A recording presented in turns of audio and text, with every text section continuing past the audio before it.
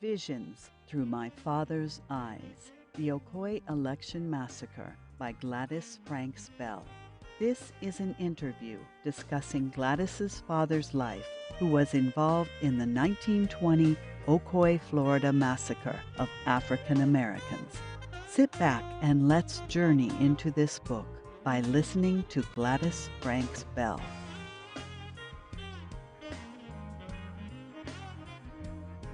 Hi, I'm Gladys Franks Bell.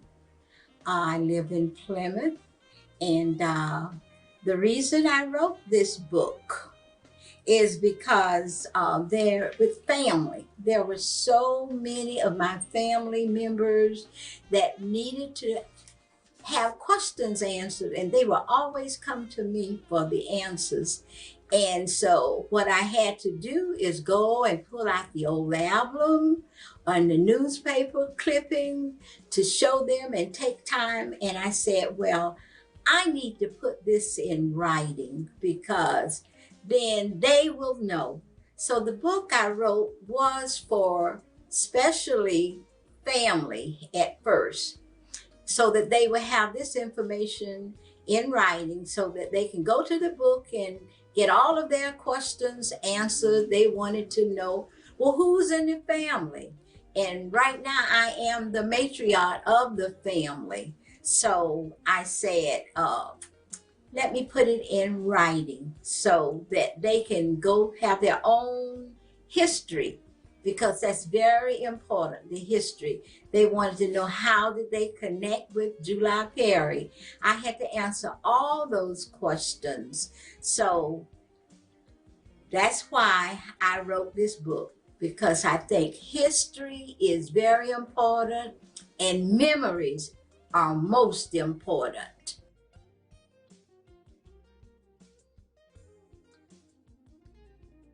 That was the day that my great uncle July Perry decided that he wanted to vote. And that started a massacre. My grandfather and grandmother, Daniel Franks, decided that they had to make a plan because they knew the voting something was going to be behind that voting for the blacks, especially back then, 1920, when they wanted to vote. So my grandfather had a plan. So my dad at the time was only 18 years old. So he had to step up to the plate. He had to take his 3 sisters and 3 brothers. And my granddaddy told them they had to make their way to Plymouth. So what they did, one of his brothers was a paraplegic.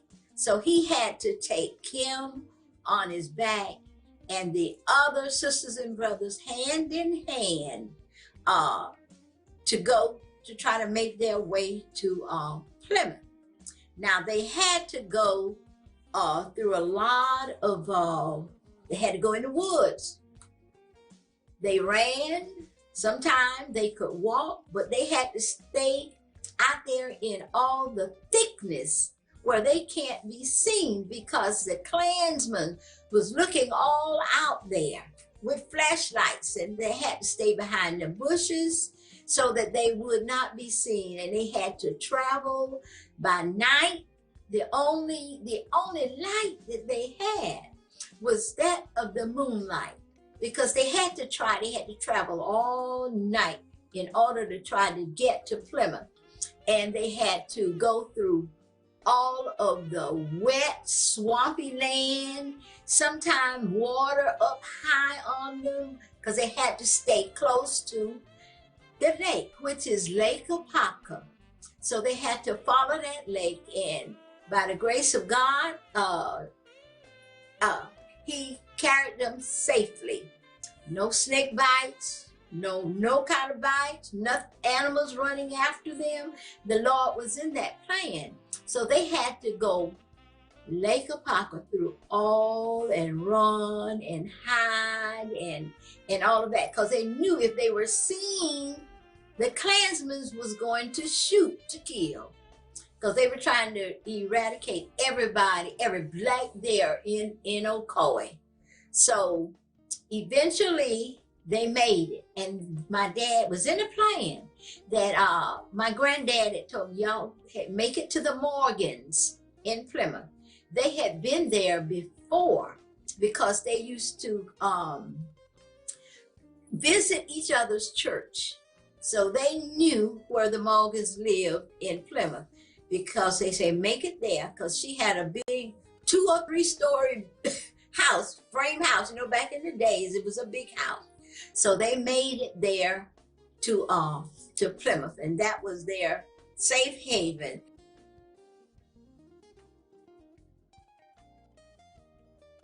At dinner time, mostly dinner time, we had family style. They calling it family style, but it was family style years ago back there. We all was at the table and we had conversation. And that was one of the things that my dad would discuss. He let us know what went on in Ocoee, and those memories stuck with him for a long time. And then they stuck with us for a long time, and we were able to share. And he not only shared with us, he shared with people in the community. A lot of people in the community knew about the Ocoee riot because my dad, he spreaded the story. He let them know where he had come from.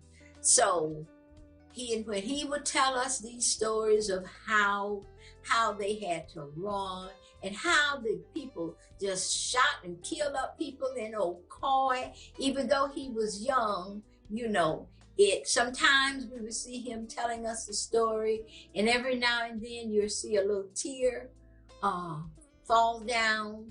And also you think about what they had in Ocoee. They had their own homes. They had their own land. They had helped to build. My granddad was an AME minister at that time. They had a church over there. They helped build the church. My dad recalled all of that, and also the Masonic Hall. July Perry was a member of the Masonic. So later years, my granddad, even in Plymouth, they became Masons. And my dad was one of the Masons that came up to one of the very high degree. And it was one right there in Plymouth. But a lot of times he told us how they used to sell them in Ocoee, sell the black folks the old swampy land. They thought nothing could be built on that, the old swampy land. But lo and behold, those blacks, they bought it, and they worked with it. They drained that land. They elevated. They did everything that they knew what to do in order to make that land usable. And it became rich soil. They had the best when they planted the orange groves. They had the best fruit. And when they planted their vegetables, they had the best vegetables, because there people would come to Ocoee to buy fruit and vegetables. And they had the best of everything. So the whites could not understand why their foods and stuff were better. But I tell you what, the blacks there were engineers and just didn't know it. They had that, what they call mother wit or whatever, but they had that land where it turned out to be good land, rich soil, vegetable growing soil.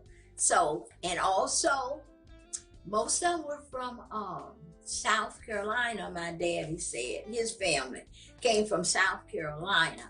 So they knew, they worked on the farms there. They knew about livestock.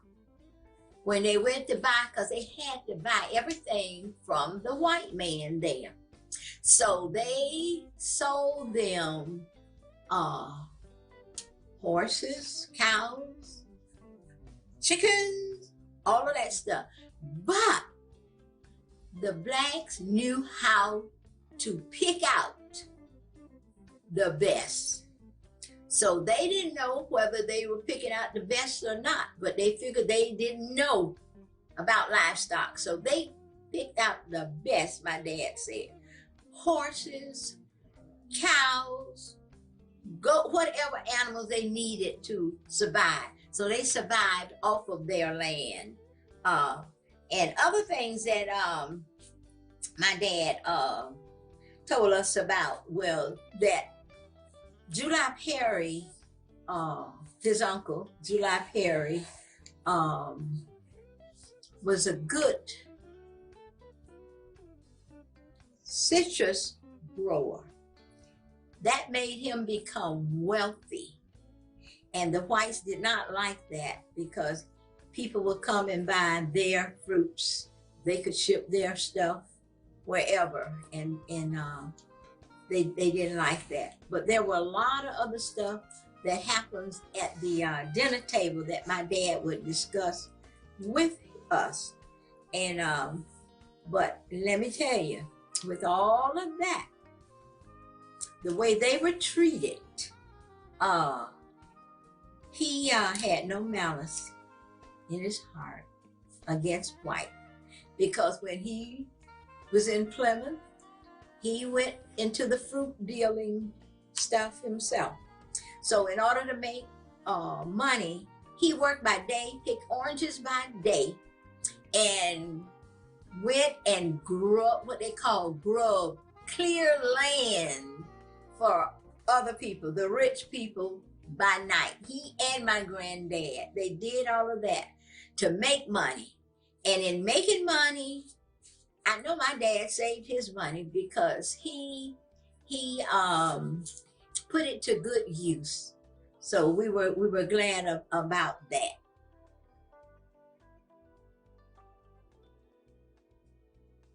Dad was very involved in the community.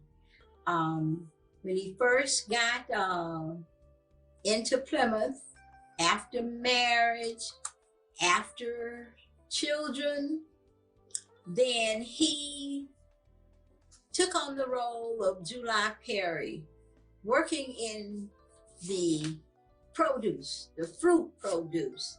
He became a field foreman for a plant here in Plymouth, and he ran crews. He gave people jobs to pick oranges, and he was solely responsible for them and their paychecks, and even sometime giving them a place to stay.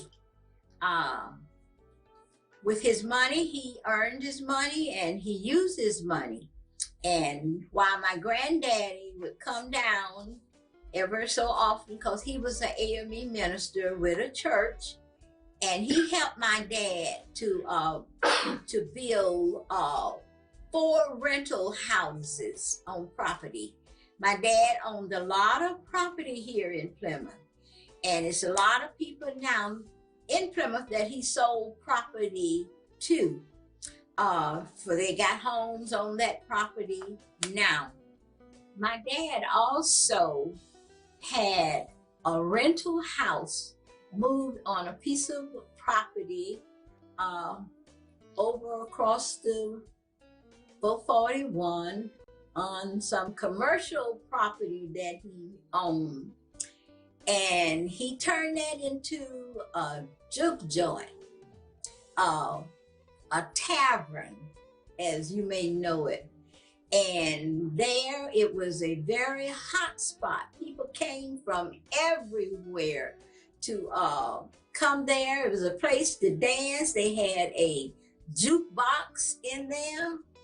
We called it a piccolo. And He had food to sell. My mom would sometime on the weekend fix dinners, and people came just to get the dinners. But then they were able to sell beer and wine. He had only beer and wine license. So they did that a long time. So after a while, you see in my book from what's happening after that with that format. Then it got turned into a movie theater. We were so proud that we owned the first movie theater in Plymouth. There were people that came from everywhere to the movie. And we had the guy that came from Eustis. He was our person that came and showed the film. So he was very active in that way in providing things for Plymouth. He also was involved in the church. When they came, they were already a member of a Methodist church. And they started having church and going to church in Plymouth with the Shallow Baptist Church. They had their church there first. So they alternated for years. The Methodist AME church had service on 2nd and 4th, and the Baptist had church on the 1st and 3rd. So they alternate visiting each other until after a while, the AME church decided, St. James decided they wanted to build them a church. So they started building the church. The storm came by and blew the walls down, some of the walls down. So my dad, being the person that he is, he paid out of his pocket and built that church back up. So it was a lot of things that he did. And in that church, he was a steward and a trustee for many years, over 50, 60 years going through the AME church. So he was proud of that, and we were proud of that. And we are still a part of St. James AME Church now.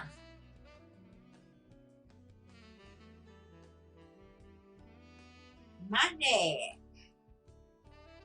was totally involved with the children in Plymouth and also the adults.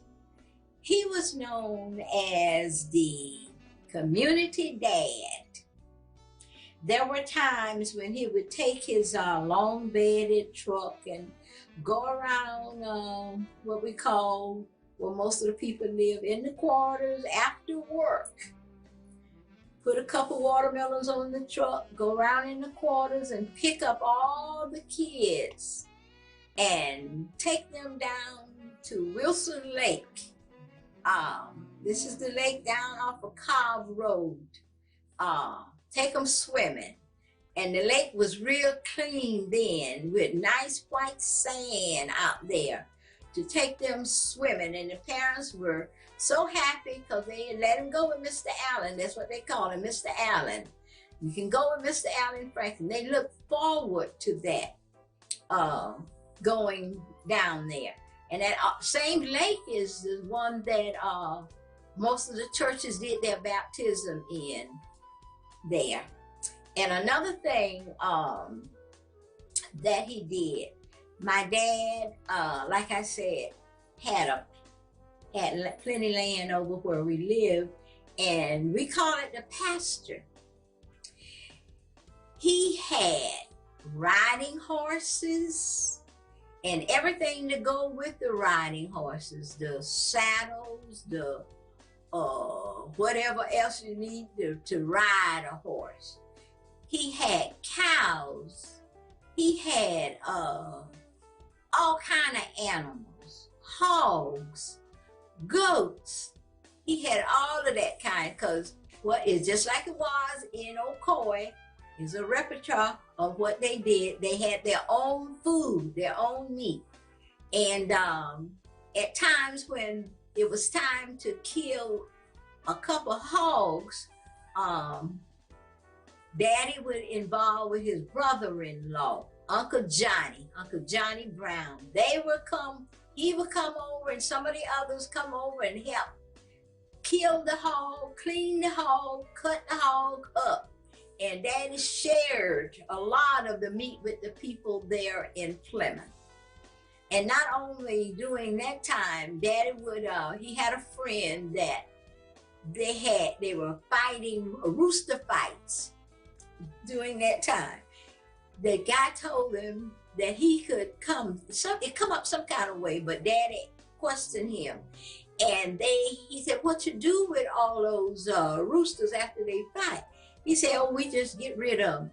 So they had that rooster fight every Sunday night. Dad, after church, Dad would get his truck and he'd go down and he'd collect all those chickens. And he gave everybody in the world, everybody in Plymouth came over that Monday morning, because Mama was always home. She was always a housewife since the day they married.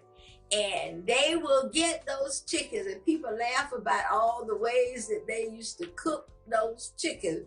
Say they had to cook them a while because they were sort of tough, but you could cook them. And he did a lot of that with the community. Not only that,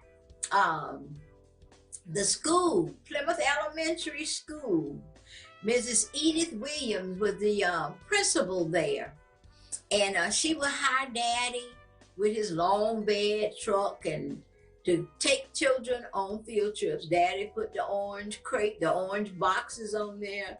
We would all sit on orange boxes. He would take a crew, maybe one grade or two grades on one day to the zoo, and then till he get the whole group going, and then they go to the big tree, the Sanford big tree. Those were things that he did also with the community. He would also take the children to record hops. That was one of my projects that I was charging for. My daddy just helped me. They were having, Nicky Lee at the time would have record hops in Eustis and Sanford and all around. But Daddy would get his truck and get the ladder, put the boxes there, and the children would pay $1 to go to the record hops. So the kids really enjoyed that, because that was the only outlet we had, was either the movie or the record hops. And we enjoyed that so very much.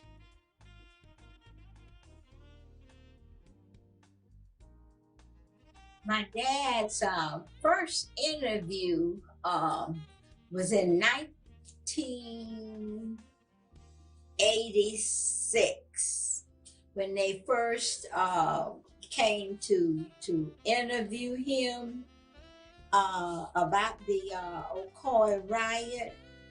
And the information that he told them, he remembered quite well, just like what we were been telling, the story like we had been telling. And that information in my book is on page 21. That was in 1986. Now, he had a second interview when he was, at that time,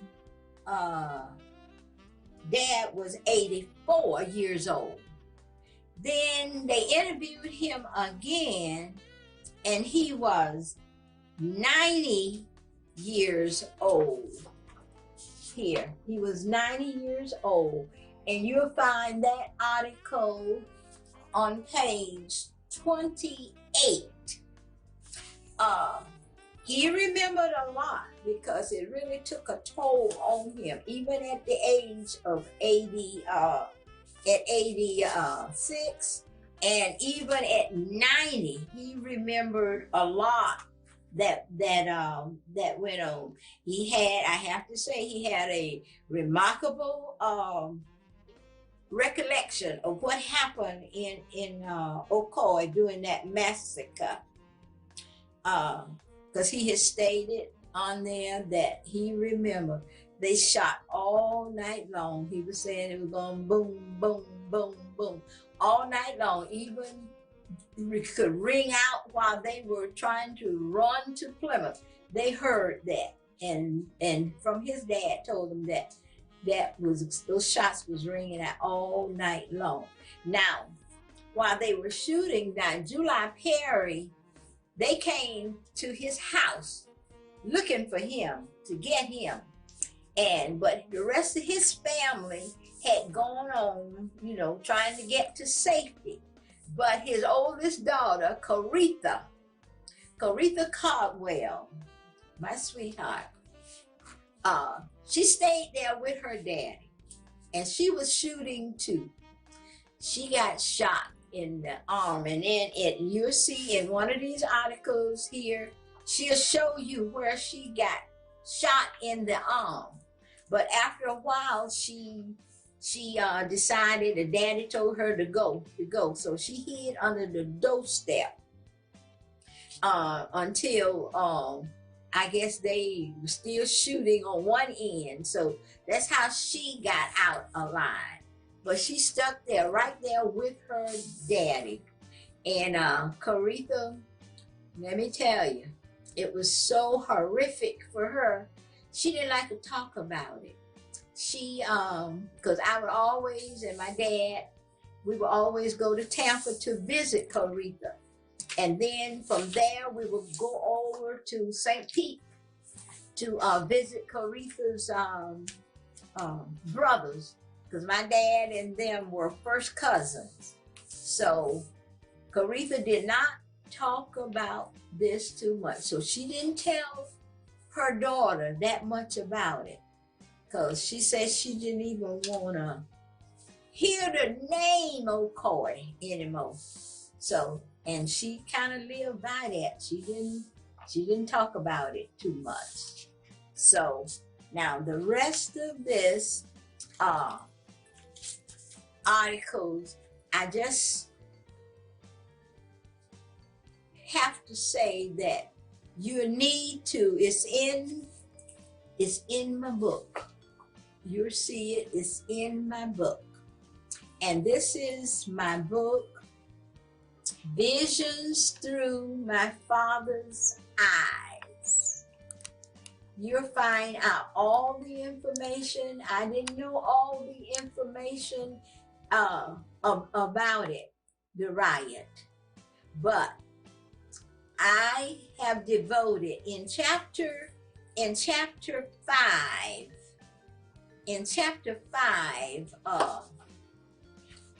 you will see the massacre of 1920 on page 16.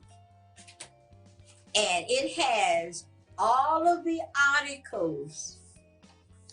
It has all of the articles about that everybody wrote about the Ocoee Massacre. You'll find them in this book. These are articles that came from the Orlando Sentinel, which I had permission to use. So more information on the riot you can find in this book. Thank you for listening to this interview with Gladys Franks Bell. To order this book, Visions Through My Father's Eyes, you can log on to www.amazon.com www.gladysbell.com or call 407-923-0957. God bless you.